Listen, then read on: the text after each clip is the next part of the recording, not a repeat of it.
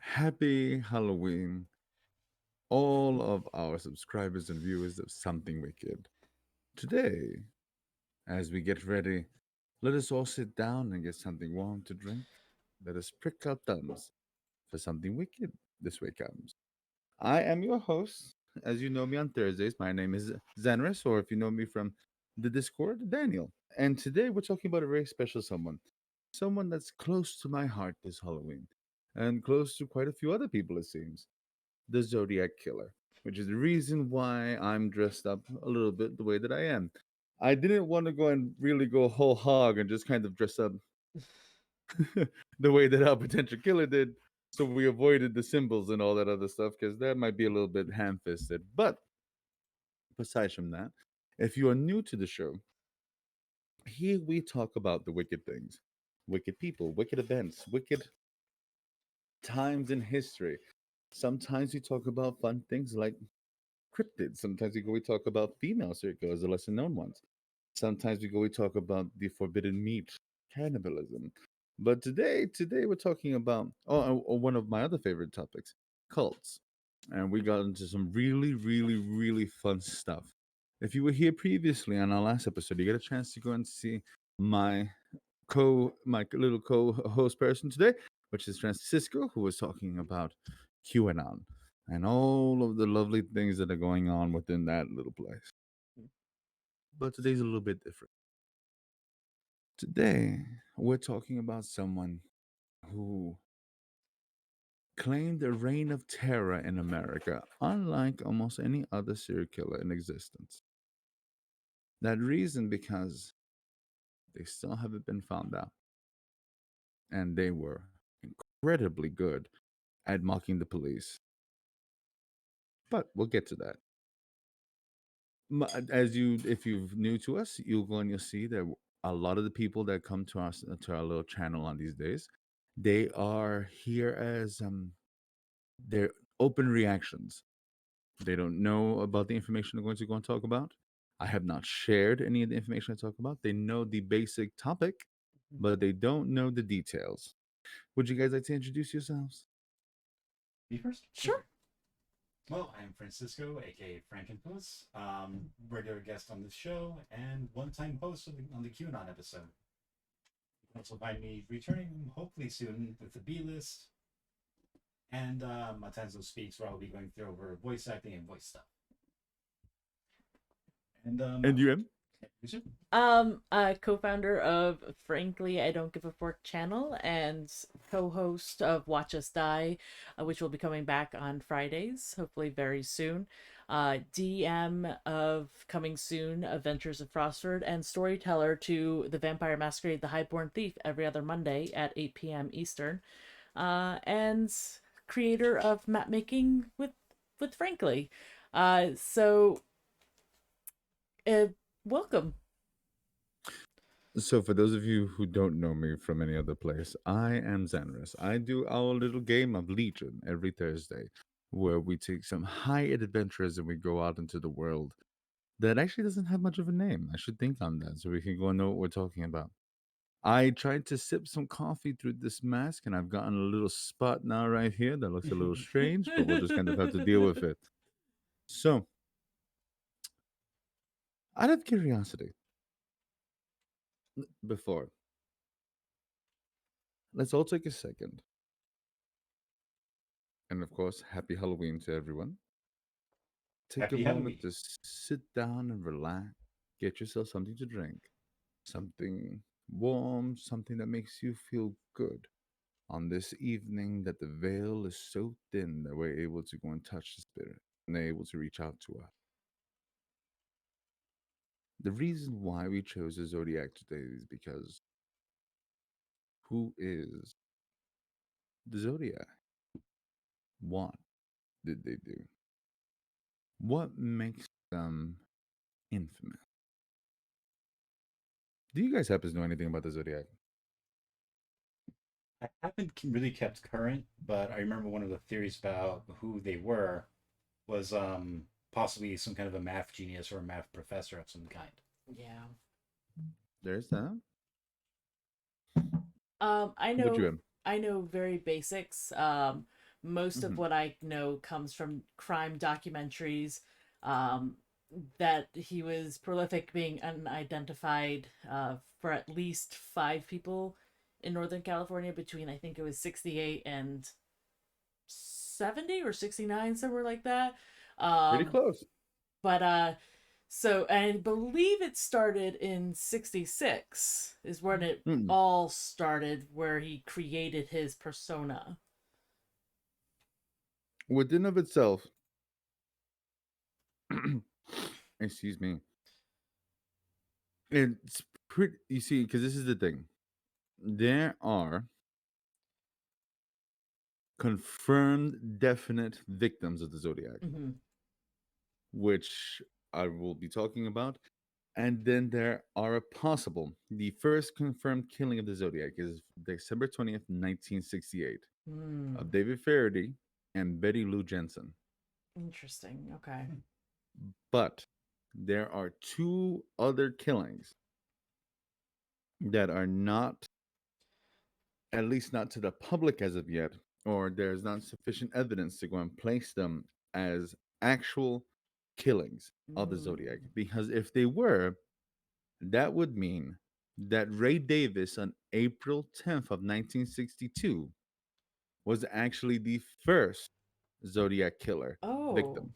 I have That never is heard correct. of that victim before. I always heard that it was in on some documentary. It was like in 66 or 65 or 67, somewhere around there. It was a And female that was I was always and suspected. they are right up next. That's Cherry Joe Bates, Mm, October 20th, yes. 1966. But she still would be considered. She would be considered the first possible one. But the ones that are definite are the other ones that we spoke about. Okay. But the Zodiac, the thing that makes the Zodiac so dangerous during this time is that it doesn't look as though he will check his area, but he doesn't have a secondary location. He kills in the location that he finds his victims. So there's no kidnapping. There's no, to an extent, because he does tie them up. He does, in one case, take, I believe, a wallet. There's no molestation. There's no sexual violence. Mm-hmm. There's just murder, Right. which is what made him so difficult to catch on to. And we're going to be dispelling some of the things that people going to talk about how there's a supposed Zodiac killer DNA profile. I have bad news for everyone that is watching us today. That is incorrect. There is no Zodiac DNA profile through federal research. And I'm sorry to go and tell you that. Supposedly, they have been trying to find it through saliva on the DNA of the stamps of the envelopes that were sent over to the police, and this is incorrect. The reason for that being, there is a very good possibility that the actual killer did not lick his own stamps. Mm. So there's that. Now there are fingerprints in one spot, but in a possible killing that we will talk, or no, forgive me, in a confirmed killing of the Zodiac, he is seen wiping down the area that he was in. He's not a genius, and this is what I want to go and keep people from falling into. He's not some type of super genius supervillain, but he did have common sense to an extent, which is what makes him so much more dangerous than all of the other killers that we go to talk about. A lot of the killers that we go to talk about, they become so focused on the murder that they kind of lose touch with everything else. But let's go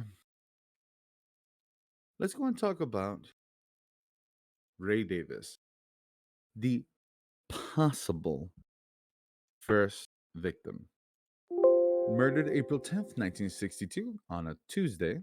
Time of attack was approximately 11:20 p.m. Ray Davis, 27, was shot twice from behind in his own taxi. The weapon was a .22 caliber, and the ammunition was a long rifle. Davis, For a while, lived with his brother in a rented house at 525 South Tremont Street in Oceanside. Davis, at around 11:10, driver for the Checker Cab Company, picked up a fare at a downtown cab stand, possibly on Mission Avenue, notified his dispatcher that he was delivering the fare to a location in South Oceanside. That's when Davis would be killed. Early the next morning, the body of Davis was found in the exclusive upper scale neighborhood called St. Malo, Oceanside, First Getty community, being shot twice from the back seat of the cab, one shot to his back, the other to his head. After dumping the body of Davis in the alley, the killer escaped the cab before abandoning it 400 South Pacific Street.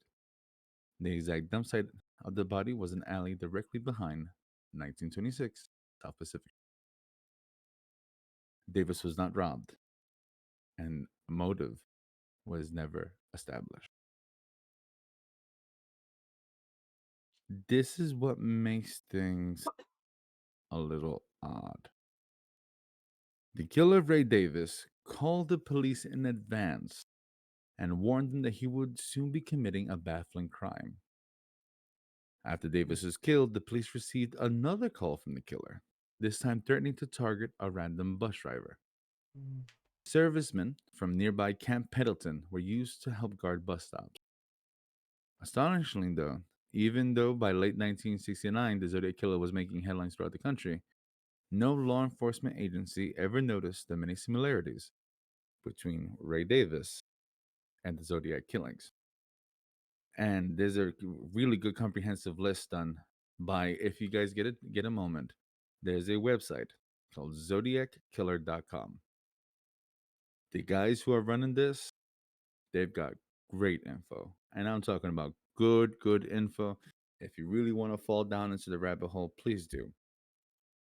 So, this is what we're looking at: shooting a cab driver to death, wealthiest neighborhood of the city, calling the police to take credit, contacting the police to warn of future murders, openly stating his intent was to fuck with the police, making a bus stop subject of a death threat.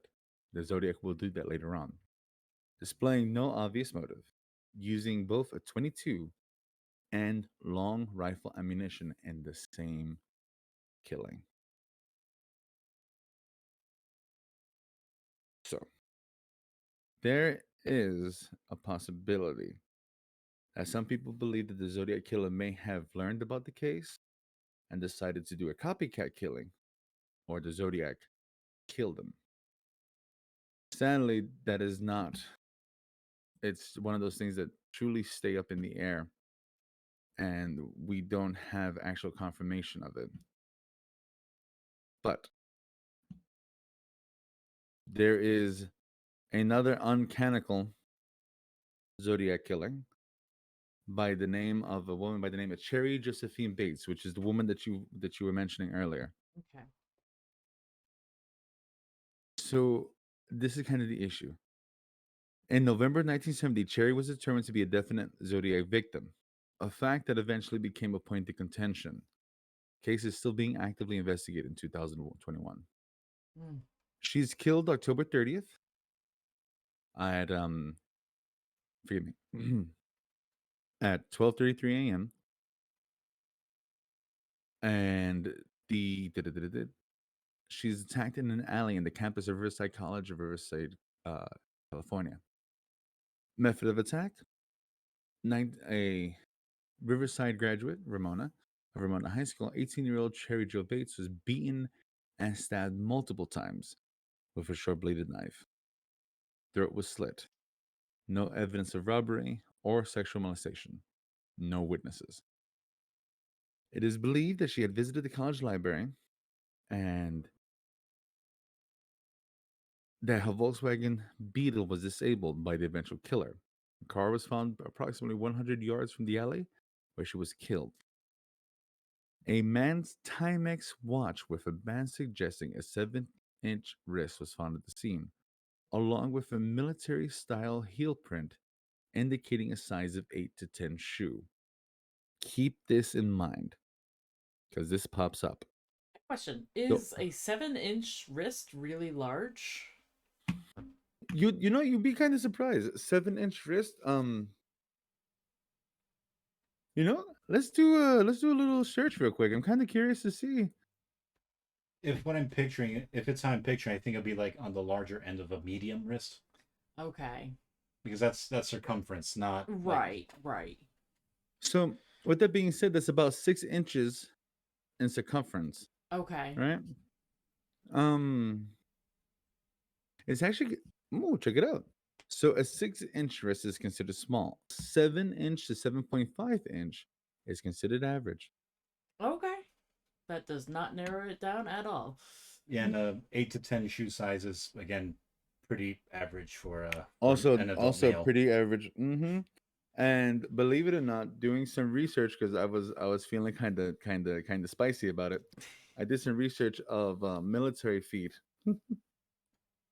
I, before that gets becomes a GIF and all of a sudden it becomes something sexual. I was actually checking up on what the average shoe size is of privates in the army Hmm. mm. and the Marines. Average shoe size 10 to 12. Really? And so, Okay. On the larger side. so I'm not sure if that was the same in the 70s because they didn't have any information about it that I could Mm, find. It doesn't mean the information is not out there, but I couldn't find it. right. But with that being said, let's go and say that we find a military boot, right?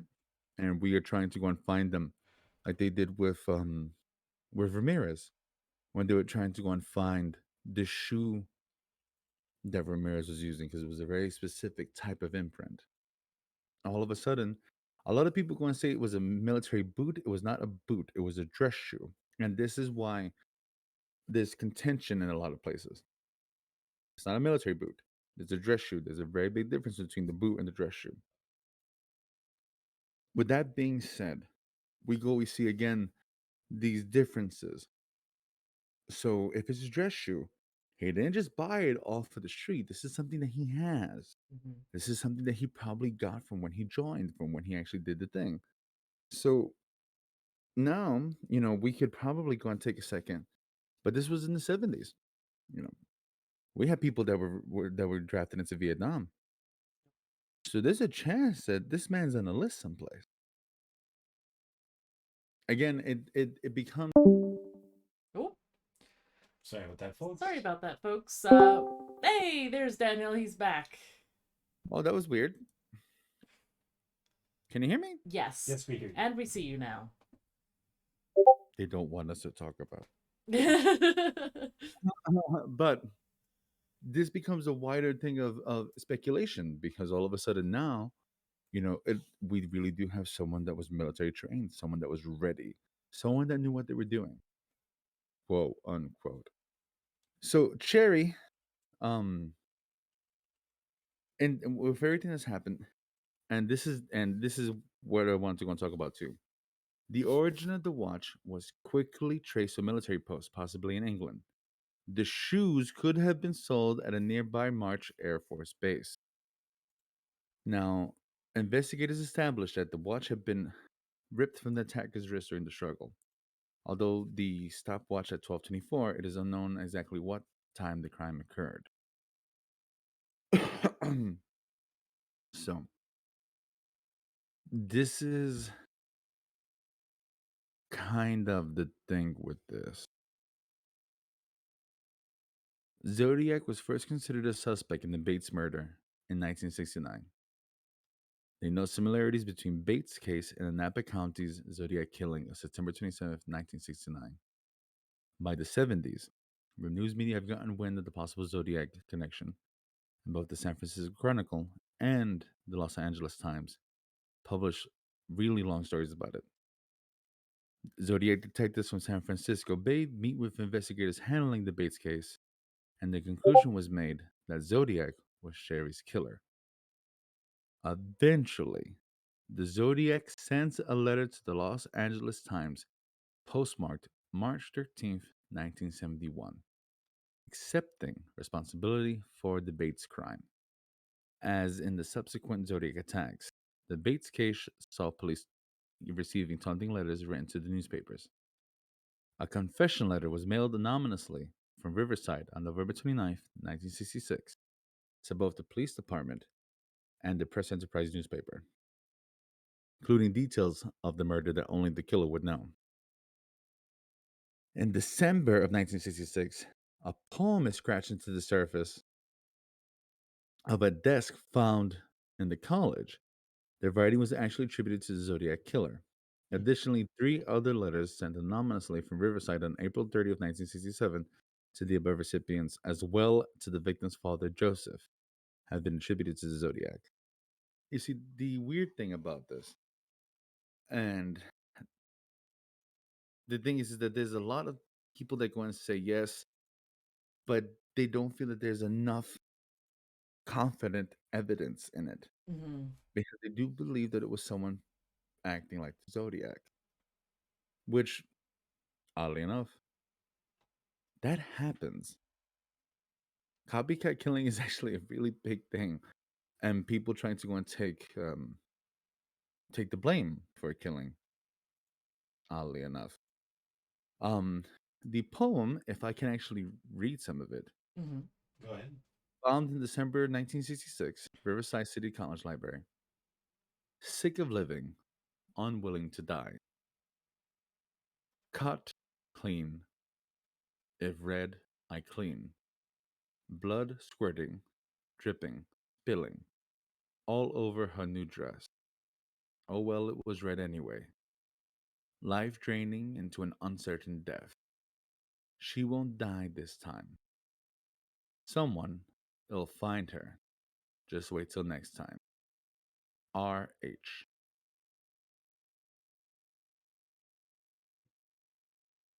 So there's that. Hmm. Now, let's talk about the ones that are confirmed, confirmed, confirmed. David Farady and Betty Lou Jensen. This is going to start to kind of talk about some of the crazy because it gets weird real quick. David Farady, 17 in 1968. Betty Lou Jensen, 16 in 1968. December 20th of 1968, approximately 11:15 p.m., they're in a parking lot along remote Lake Herman Road on the eastern outskirts of Vallejo, California. David was shot once in the head at point blank range, died within minutes. Betty Lou was shot 5 times in the back and killed instantly. The weapon was a 22 caliber semi-automatic pistol. The ammunition was Winchester Western Super X copper-coated long rifle. There is no indication of robbery or sexual molestation. While there were no witnesses, several vehicles were seen in the area prior to the local resident Stella Borges discovering a crime scene. Oh, which I can't show you, but it's pretty much a gentleman pointing at um, a blood splatter. So the victims are approached while they're inside the station wagon. Right, shots are fired into the vehicle in an effort to scare them to get out. Jensen exits the vehicle first, followed by Faraday. Faraday shot as he emerges from the car. Jensen shot as she fled on foot. And they're both just killed. Now, this gets weird. Faraday and Jensen are considered Zodiac victims, right? But supposedly, 1990s, former Vallejo Police Department detective John Lynch said the couple was killed because Faraday had learned of a major drug deal and had been talking openly about who was involved. Other sources have speculated that Zodiac wasn't responsible because no taunting letters or phone calls were received until months after the murders. However, when Zodiac finally took credit for his attack, he had provided details that weren't known to the public. So it's one of those things. It's what I guess what they were trying to figure out is why didn't he just do his normal thing of just getting really, really, like involved in it straight from the get go, which is what happens with the taxi driver. He doesn't have a name yet, but he calls before and he calls after. So the fact that he didn't say anything for months is what made people doubt it. So a lot of people go and think that this detective in the 1990s is just full of shit, which the possibility of that is. I mean, if you're looking for a case to upset you, just go and read about Tupac. That's literally all I got to go and say about that. Oh, justice. So, hmm, Now, I'm curious what your research has brought upon you. There is some speculation that it could have been two people rather than just one. mm-hmm. What has some of your research been on that? Hmm. So major Zodiac fans, like the big ones, they've actually starting to get this new thing that they believe that the Zodiac wasn't just one person, that it could have been a group of people Mm. over time. Hmm. And that's why it's been so hard to pinpoint them. Now, and it's funny if you go into the forums, you can literally go and see them. It's just like, I wouldn't be surprised about anything anymore. And I have the problem with that is that I couldn't find anything concrete. Mm. But it's becoming a theory now because they can't pinpoint the killer. But I will go and tell you there are four canon suspects. And then we have a surprise of a fifth that we're going Mm. to go and talk about as we get to the end. And I have some news about that one because I'm not sure if anybody was lucky enough to go and see that. Supposedly, they found out who the Zodiac Killer was the past few days ago. Yeah. I had heard about that, but I haven't looked into it yet. And Yeah, you didn't miss much. which is surprising because are you trying to smoke through your mask? Oh, It's an extra what filter. what a failure that was. All right, let's try this one more time, everybody. You were saying?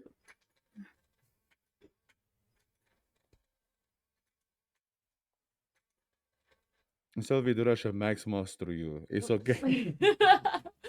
I um, figured it out.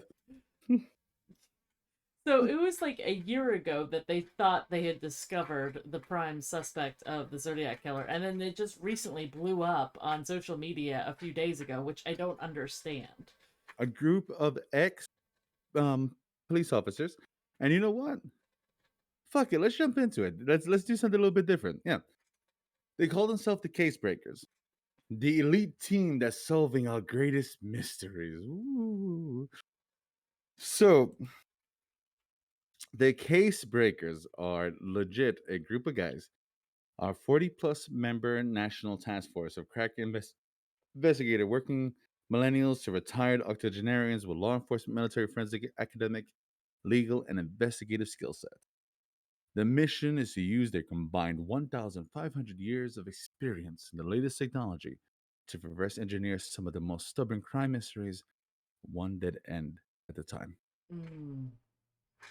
Now, don't get me wrong, they've got an impressive list of people on this thing.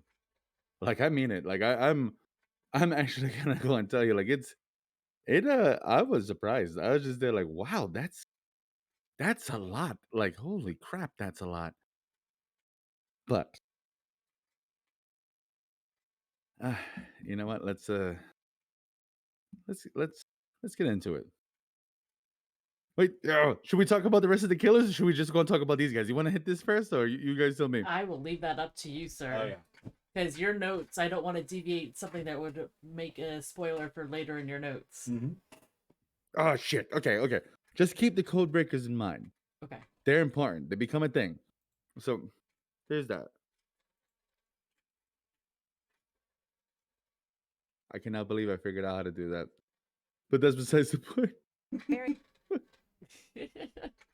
Live television. So let's talk about again David Farady, Betty Lou Jensen. Now, there's been some stuff that's kind of popped out. There has been postulation that they believe that another car pulled into the turnpike prior to 11 and parked beside the couple. Mm. The killer may have exited the second car, walked toward the Rambler, possibly ordering the couple out of it, and that's what pretty much happened there. Now, the next one. Do, do, do, do, do, do, do, do. Just a second. Darlene Farron and Mike McGew. Oh boy, I'm probably butchering this name. I'm so sorry, everybody. Um, July 5th, 1969, and the weird thing about this one, McGew, the gentleman, doesn't die. There's like three people that have survived the attacks, so Yep, Zodiac wasn't as effective as he thought he was, which I'm kind of glad of because I really don't like the aspect of people thinking that he's some type of super guy yes. because he's not. Yeah, we He's tend to just a do that with jack. killers. We really do. Um, Darlene, age 22, shot 5 times. Mike McGew, 19, shot 4 times. Shot by a 9mm semi-automatic pistol. No robbery, no sex. Now, So yeah, now, one thing I've heard before, and I don't have any research to back this up. I've seen it in a documentary. I'd have to go searching for the statistics and all. Now, they say when scenes are typically lacking any motivation towards sex, it can be violence can be used as a stand-in for a sexual release. and that is actually true. And that was one of the reasons why they were so that there's debate about Cherry because they believe that even though he didn't give information, it's because he has satiated that need, that desire for violence. Mm, okay. Mm-hmm. Mm. And to be honest with you, I don't know what's scarier: someone that gets off on physically violating the boundaries of another human being, or that they literally just need to hurt you to the point of killing you, By physically and that is what violating your being. So I think it's Yeah. kind of hand in hand. you see what I mean. Like it's pretty bad in Yeah. both. Yeah, so you compare it to and you're like, not better. Mhm. Yeah. And also, I also want to point out that I read somewhere a while back, I can't remember where, that contrary to popular belief, most serial killers actually have a below average intelligence. Correct. That is correct. Hannibal Lecter is not Hannibal Lecter isn't real. Just kind of throwing that out there to folks. So, with that being said, Farron was a married waitress at Terry's restaurant, and McGee was a single laborer. This is where it gets a little funny. Um, they were in a car together. Hmm. Um, talking Okay. in the middle of the night Hmm. in a little isolated car park. Hmm. Just talking, Hmm. quote unquote. Hmm. So for a while, they actually thought that it was her husband that did it. Ah. Mm. Yeah. So they're hanging. It is believed that a brown Ford Mustang or a Chevrolet Corvair pulled up just a few fronts away. Man flash with a flashlight exits the vehicle, approaches, and they're thinking it's a cop, so they pull out their IDs. Without warning, he starts firing. After 5 shots were fired, the man slowly walked back to his car. McGee screams in pain, where the Zodiac turns around, fires 2 more times into each victim. It was that point that made you gotta look at the fucker. Could you please go to graphic 1? Here we go, sir.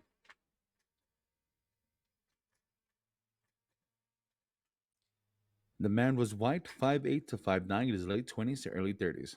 Stocky build, round face, brown hair. No conversation between the victims and the man occurred. Approximately 45 minutes later, the Vallejo Police Department received a call from a man claiming responsibility for the attack. He correctly identifies the weapon as a 9mm and also took credit for the Farady Jensen murders, December 20th, 1968. For the next few weeks, the investigation would go nowhere. And then, on July 31st, 1969, three letters were sent out. One to the Vallejo Times Herald, the San Francisco Examiner, and the San Francisco Chronicle. The letters claimed to be from the killer of Farady, Jensen, and Farron. Details were included that only the killer would know. Each letter contained one third of a cipher that, if solved, supposedly contained the killer's identity. While the killer hadn't given himself the name Zodiac, this marked the beginning of a letter writing spree that would go on for 5 more years. So, Question. hmm, So, whenever the Zodiac Killer is described, they've always mentioned like he's got this potato sack kind of vest on with the sigil on it and this oh yeah, bag. When did hmm that start? Was it after he was identified? it's after he proclaims himself as a Zodiac, and that actually happens with Cheryl Shepard and Brian Hartnell. Okay. Mm-hmm. Let's let's do some talking. September 29th, 1969, we have around 6:15, Cecilia Shepard was stabbed 10 times, 5 in the front, 5 in the back. Brian was stabbed 6 times in the back. The knife had a wooden handle and blade approximately 10 to 12 inches long. Damn. No witnesses, no molestation, no sex. According to police reports, the couple was relaxing in a blanket at a very remote location by the lake. Shepard noticed a man wearing an unusual costume and holding a gun. Mm. He appeared to be more than 6 feet tall with a heavy build. The man claimed he was a prison escapee from either Montana or Colorado and needed money and a car to flee to Mexico. Hartnell offered his wallet and car keys, which weren't taken. After several minutes of conversation, the man tied the couple with plastic clotheslines and began stabbing them. Hartnell was attacked first, then Shepard. After the assault, the man walked away from the scene. After several minutes, a nearby fisherman heard the couple screaming and alerted park rangers. By the time help arrived, Shepard and Hartnell had managed to untie the restraint. It took nearly an hour for the ambulance to arrive, both victims in critical condition. Just an hour after the attack, the Napa police received a call from a man claiming responsibility for the stabbing. The call was quickly traced to a phone booth in downtown Napa. Fingerprints were later recovered. Meanwhile, Napa County Sheriff's Department deputies were responding to the crime scene. They found the attacker had written a message on the victim's car door. The message included the dates of the Farady, Jensen, and Faramayu attacks and was signed with a cross circle symbol. Tire tracks indicated the killer had parked behind the victim's car. A size 10.5 wing walker shoe prints were recovered from the scene, indicating that the suspect weighing more than 210 pounds. Detectives had later located 3 young women who had noticed a strange man in the general area just a couple of areas before the attack. Shepard, female, died within 48 hours. Hartnell recovered from his wounds and is actually now an attorney in Southern California. This one was so bad that they actually thought that Ted Bundy had did it. Mm. And Interesting. it was one of the things that really started to go and get people really, really nervous because now he was dressing up like a supervillain. Could we please go to graphic 2? Yes. Here you go, sir. Thank you. So there's 2 things here. That cipher is just part of the cipher of what he was sending out. But there's actually 2 images in this. Because the original image, um, so let's go and take a look. The cipher that you're seeing is one of the ciphers sent out to the news. The postcard with the pen is actually a separate postcard that was sent on November 8th of 1969. On the postcard it says, "This is the Zodiac speaking." I thought, which there's a lot of misspellings by the way, just to remind everybody. I thought you would need a good laugh before you hear the bad news. And I can't do the thing with it. Here's the bad news. You won't get the news for a while yet. P.S. Could you print this new cipher in your front page? I yet awfully lonely when I am ignored. So lonely, I could do my thing.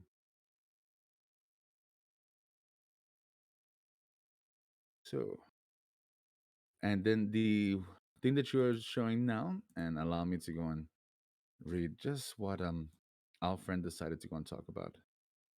And the cipher was decoded, and as it was decoded, it states, "I hope you're having lots of fun in trying to catch me. That wasn't me in the TV show, which brings up a point about me.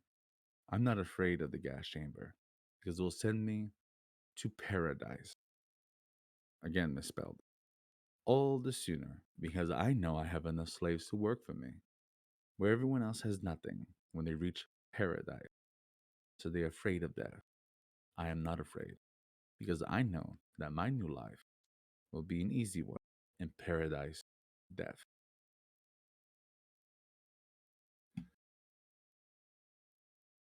This leads us to the final canonical victim, Paul Stein. Paul Stein, on October 11th, 1969, is attacked. He's a cab driver, shot once in the head at point blank range with a 9mm semi automatic pistol, but not the same 9mm used in the Farron murder. Um, Stein's cab is hailed at Mercer and Gary Streets when the intended destination being between Washington and Maple Streets near Presidio. For an unknown reason, the cab ends up in Washington and Cherry Streets, a block away from the original destination. Stein's wallet and key are taken, and a large portion of his shirt was carefully torn off. Bloody fingerprints, potentially the suspect, were recovered from the vehicle. According to a police department document, a pair of men's size 7 black leather gloves were also found. Three witnesses watched the suspect from approximately 60 feet away as he wiped down the cab with a cloth after killing Stein. They called the police and described a white male, 25 to 30 years old, 5'8" to 5'9", stocky build, reddish brown hair, worn in a crew cut, heavy rimmed glasses, and dark clothing. They last saw him casually walking north on Cherry Street. Unfortunately, the police dispatcher mistakenly described the suspect as being a black male adult. Of As a course. result, Yeah. as a result, patrol officers Donald Folk and Eric Zelms minutes later observed the white man walking east on Jackson Street, and they never stopped and questioned him. The officers did get a good look at him, however. When the correct description of the suspect was finally broadcast, officers realized they had possibly encountered him. A search of the area uh, was conducted, nothing found. They seen that Fort Zelms was very similar to the suspect observed by the three witnesses. That the man seen by Fort Zelms was very similar to the guy the witnesses saw. White, 35 to 45 years old, 5'10", between 180 200 pounds, barrel chested, light colored, crew cut hair, wearing glasses. The men didn't appear to be carrying anything, and no conversation between the men and the officers took place. Mm. The Stein murder was initially thought to be routine cabby killing. However, on October 13th, 1969, San Francisco Chronicle received a letter from the Zodiac containing a portion of bloody shirt and taking credit for the killing. SFPD inspectors David Toshi and Bill Armstrong were assigned to the case were shocked to realize the shirt belonged to Stein. Later, Zodiac would later claim that he actually spoke with the patrolman on the night of the murder, leading them astray. The three witnesses, though hampered by poor lighting conditions and fog during their observation of the crime, worked with the police for the first composite artist face of the Zodiac, which is what we showed you guys earlier in image one. A few days after the sketch was circulated to the Bay Area, a former wanted poster, the witnesses requested the sketch be altered to make it more accurate, and another version was made besides it, which goes and shows him a little bit thinner in the face and a few more lines. Keep this picture in your mind, okay? Because it's a thing. So, more than a month after Stein's murder, Officer Roque came forward about his possible encounter with the killer. Sadly, in 2004, the decision was made. You see the picture on the right hand side. That is the amended picture. In 2004, the case was closed, believe it or not. And it's been one of those things that has really caused a lot of contingency. People were shocked that Yeah. that could Understandable. happen. It's like how could you possibly go and close that out? Now, So one yeah. thing I thought was very fascinating when you were reading about the taxi cab and Paulstein being on the wrong street, and in I think it was 1969. Um, that to me was the huge point where either he had an apprentice or it was a copycat in my mind, because one of the things is he was no he was notorious for using cements, like cement model cement on his fingers to keep from leaving fingerprints at the crime scene, as he bragged in one of his ciphers or in one of his And letters. but that's kind of the scary thing, because that cipher that we just talked about, which is the solution to the Zodiac 340, Hmm. the Z340, that was solved in December of 2020. Yeah, That's not that didn't happen right after. This happened a year ago that was finally cracked correct. So, with the misspellings. so to me, it that just only cements that he either hadn't started doing it at that point, but I doubt that because it was so late in the game. I Yeah. think he either had an apprentice, a copycat, someone that didn't know about that technique that he was doing. Hmm. The possibility is real. I will definitely going to tell you. Um, I will go and tell you too. It's he. It's difficult to try to go and figure them out, Mm, because you have all these communications that he sent, and there's quite a few. But the very very last letter that the Zodiac sent was a was after the Lake Tahoe card that he sends out. The Chronicle receives a letter from the Zodiac postmarked January 29th, 1974, praising The Exorcist as the best satirical comedy that they had ever seen.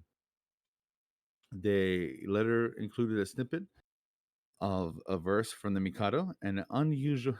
And the Mikado is a is an opera, and an unusual symbol at the bottom that has remained unexplained by researchers.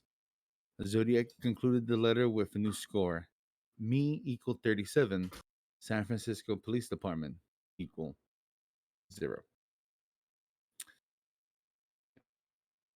There are a lot of people who believe that the last letters are fakes.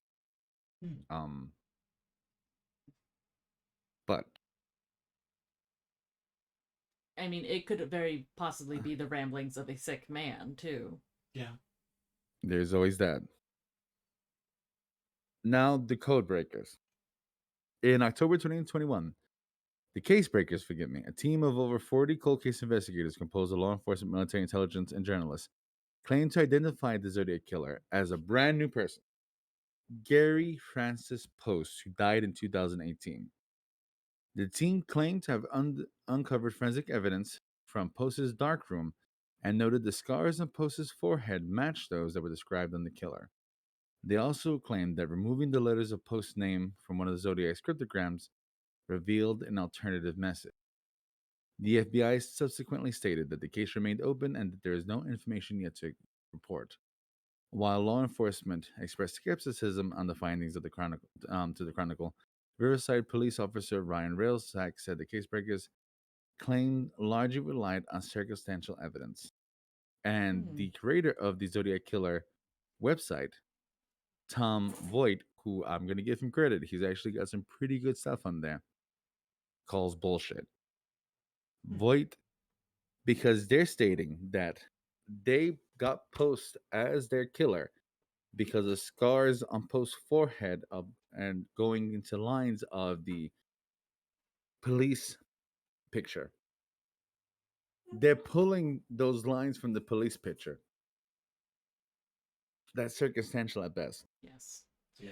And I I had always heard that Arthur Allen, I think was his name, was the prime suspect before this and news break came out. and this is where we're gonna go to. We could talk about the other guys. We can do all that, To me, Arthur Allen but like lines up supposedly, as yes.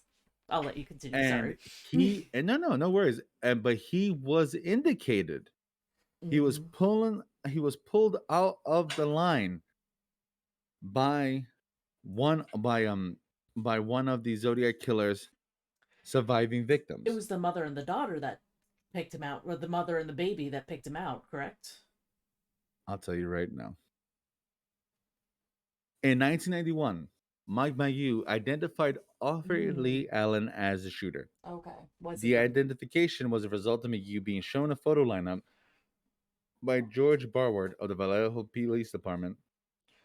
When Barward asked Mayu why he never identified Allen in the 20 years that Allen had been a top suspect, Mayu said that he had never been shown any pictures of suspects, and he had only been recognized if he and only been asked if he recognized certain names.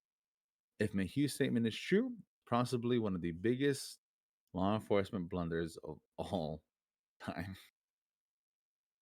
And so I mean like he also like I this is all recalling from a documentary. Like he had explosives and like plans for explosives. So this was not a Oh good boy, let me go and tell. Let's talk about Arthur Lee Allen. Arthur Lee Allen was a dangerous motherfucker, boy. yes. So, uh let's kind of get into our headspace. Sure.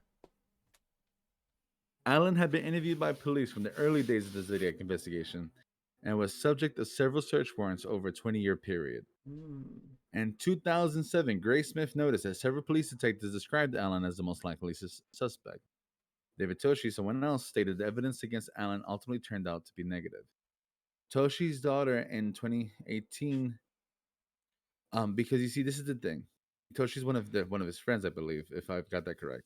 Mm-hmm. Toshi's daughter in 2018 said that her father had always thought Allen had been the killer, but Really? they did not have the evidence stated and to prove it. Mark Ruffalo, who portrayed Toshi in the 2007 film Zodiac, commented, "If you get into Mm-hmm. who these cops were, you realize how they have to take their hunches, their personal beliefs out of it." Mm-hmm.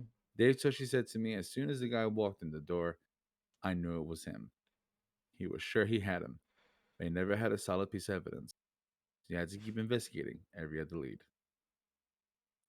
And there was lots of circumstantial stuff that they found in his apartment. Like they found books about hunting Man, humans. They found explosives. They no, found because plans. he sent a letter to a best friend talking about the most dangerous game. Yes. Oh yeah, I heard about So that. all of it's circumstantial. Uh, And circumstantial don't count. yeah. Alan, so you see, this is kind of the thing. Alan had been reported in the vicinity of the Lake Bernese attack against Hartnell and Shepard on September 27th. He described himself scuba diving at Salt Point on the day of the attacks. Allen again came to police attention in 1971 when his friend Donald Cheney reports to police in Manhattan Beach, California, that Allen has spoken to his of his desire to kill people, use the name Zodiac, and secured a flashlight for a firearm for visibility at night. Mhm. And other than the and supposedly this conversation with his friend occurred no later than January 1st, 1969. Now, was he arrested? Was Arthur Allen ever arrested for the explosives in his apartment? That I don't He recall. he was not. He was not arrested for that. Huh. He was actually I believe arrested for molestation charge. Oh, Huh. So check this out. Allen was in the Navy in 1958. He was other than honorable discharge and had been fired from his job as an elementary school teacher in 1968 after allegations of sexual misconduct with students. He was generally well regarded by people who knew him, but he was fixated on young children and angry at women. Now, And I, what I find curious then, learning that a mother and her child escaped, was that on purpose now, or was that he never attacked the kid. there was a Not that mother and a child that was that is rolled out of a car that to escape him? That's what she reported as one of the survivors of the Zodiac Killer, if I'm remembering this correctly. Did I miss that? I will try to find that source right now. No worries. Let's get into it. So, 1972, Mm, they get a search warrant for Allen's residence. 1974, Allen's arrested for sexually assaulting a 12-year-old boy. mm. Pleads guilty, serves 2 years in prison. Just 2 fucking years? Yeah. Another search warrant in February 1991, 2 days after Allen's death in 1992. Police serve another warrant, seize property from Allen's residence. 1992, victim Mike McHugh identified, which is actually they fucked up the timing, and that was 1991. Mike McHugh identified Allen as the man who shot him in 1969. From a photo lineup saying, "That's him, that's the man who shot me." However, Officer Donald Folk, who was speculated to have seen the Zodiac fleeing from the Stein killing, said in 2007 documentary, his name was Offer Lee Allen, that Allen weighed about 100 pounds more than the man he saw, adding that his face was too round. While Nancy Silver, who received the call from the Zodiac in the aftermath of the McHugh Furnace shooting, said that Allen did not sound like the man on the phone. Mm, Other evidence existed against Allen, although circumstantial. A letter sent to Riverside Police Department from Bates Killer was typed with a royal typewriter with an elite type, same Brown found during the February 1991 search of Allen's residence. He owned and wore a Zodiac brand wristwatch that had the symbol that he used. He lived in Vallejo and worked minutes away from where one of the Zodiac victims, Farady, lived and from one of the killings took place. mm, This is one of the things that upset me. 2002, San Francisco PD developed a partial DNA profile from saliva on stamps of the envelopes of Zodiac's letters. They compared that partial DNA to the DNA of Arthur Lee Allen. DNA comparison was also made DNA of Don Cheney, who was Allen's former close friend and the first person to suggest Allen may be the Zodiac. Neither indicate a match. Allen and Cheney were excluded contributors of DNA. There is a big thing stating that Allen hated the taste of glue, and he had other people lick his stamps to go and put them on his envelopes. I do believe that that was Allen having a little bit of common sense mm-hmm. and refusing to go and put himself in that spot. Yes, which is really idiotic of him because you just dab a little bit of water on there, no DNA. Yep. But remember, he got off by fucking with the cops. Yes. So, I was able to find it. He actually wrote a letter, and I can I can post the graphic in the oh, can Discord you? server. Yes. Oh, okay. Um, We can't show it. Shit. no, it is. I can't find a copyrighted image, but I will read it. This is the Zodiac speaking. I am rather unhappy because you people will not wear some nice, and there's a little His symbol. his symbol there, Mm-hmm. buttons. So I now have a little list, starting with the woman and her baby that I gave a rather interesting ride for a couple. Now ours is spelled Howers. Oh, there's All the several yeah. typos. One Mm-hmm. evening a few months back that ended in my burning her car where I found them, and his signature at the end. So, and then I also have a link to the possible Zodiac victim, Kathleen Jones, and and her daughter.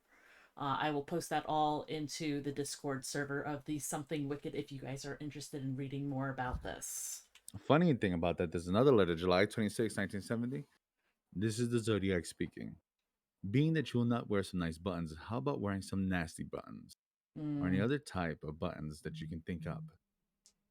If you do not wear any type of buttons, I shall, on top of everything else, torture all 13 of my slaves that I have waiting for me in paradise. hmm. Some I shall tie over anthills and watch them scream and twitch and squirm. Others shall have pine splinters driven under their nails, then burned. Others shall be placed in cages, fed salted beef until they have gorged. Then I shall listen to their pleas for water, and I shall laugh at them. Others will hang by their thumbs by the barn and the oh this man in this in the center. I will rub them down with deep heat to warm. It's so odd. The man is just something. He But they, is hmm, oddly obsessed with buttons because there are multiple letters. I mean, the one you there are just multiple read. letters about these buttons. Yeah, they really, really are. Keep in mind it's 60s/70s. This is like Buttons were a big thing. pre-internet meme, so buttons were the thing. Mm, He was one of those people, and so for what it is, because I just did a quick Google search and there are one, two, three, four, five letters that he has wrote that reference buttons. oh yeah, he's real big on the fucking buttons. He's real, Hmm. real big on the buttons. I will go and say this, and kind of to go and end this out. Sadly, there is no DNA profile. Mm-hmm. What they have is not even remotely substantial enough to call it a profile. The ciphers are being broken, and they will be. But all indicators point towards Alan. Now, I was hoping to go and hit you guys with something else and go and say it wasn't that they figured it out. The Yeah. code breakers, I will definitely go and say I don't think that their intentions are bad, but I do think that they're fishing. And I'm very big on real evidence. Yes. So, Gotcha. sadly, this Halloween, everybody, is more of a trick than it is a treat. And after all these years of dealing with someone who truly has pulled the wool over our eyes, let us not think of these people as being geniuses or some type of ghost. They're not. These are real people who make mistakes. Mm-hmm. The problem is the people that are investigating them are also human. Yes. Mistakes are made, especially when you're trying to stop a monster. And also, they're slowed down by circumstantial evidence and needing definite people proof. people calling and people saying that they are them, copycats, things like that. Mm-hmm. So on this Halloween, sadly in something wicked, I don't have any good news. This one sadly is something wicked. And at this moment, the Zodiac Killer is still an open case. With that, I say be safe tonight. Enjoy your COVID 19 Halloween. Take a moment to be safe. Watch Yes. yourselves, Yes. wash your hands, watch your children as you go off into the night, And wash your children too. and wash your children. Mm-hmm. But most of all, remember, enjoy these little moments as we come back from the end of the world, and how important it is for us to go and feel like people again after this year and change. Yes. Mm-hmm. If you But guys enjoyed this Zodiac killing, because he's one of my favorite serial killers, you did a fantastic Which is job. always an odd thing to say, oh, isn't it? thank you. I But appreciate that. if you guys enjoy his serial killers, we can always make this a series. But let us know if you're interested in that. Just talking Sounds good about to like me. serial killers. Yes. Kind of a mini thing on the side, perhaps. Yeah. If it's up to you guys, if you guys enjoy me talking about rampage killings and stuff like that, please feel free, and we could just go and do that as well. But with all that being said, we are always so thankful for you, all of you watching. We're always so thankful for all of you participating in your questions and things you send us on Discord. And Emily's got something fun in hand. Yes, this is for our Patreon members. We have this, and you'll be receiving dice in the mail very soon. This is just a way to say thank you for helping us support our channel. We want to give something back to you guys. We can't do this without you. We So cannot. if you're interested, join our Patreon. Link your Twitch with your Amazon so we get those free Bezos bucks and you don't have to pay anything to help support us. The more you subscribe, the more I'm able to go and do funny, weird, constant things like I'm doing today. So Yes. please, please, Sounds please, good. please, please feel free to go and chip in and go and help us out. It is not the quantity of content, it is the quality of content. Mm. Help us to Yes. continue to make quality content for you. With that being said, let us all go and take a moment. Let us prick our thumbs for something wicked this way comes. Thank you so much and have a lovely, lovely Halloween. Goodbye, everybody. Goodbye. Bye. Bye. Bye. Fantastic job, Daniel. Oh, did you like it? I'm glad. Oh, I'm glad.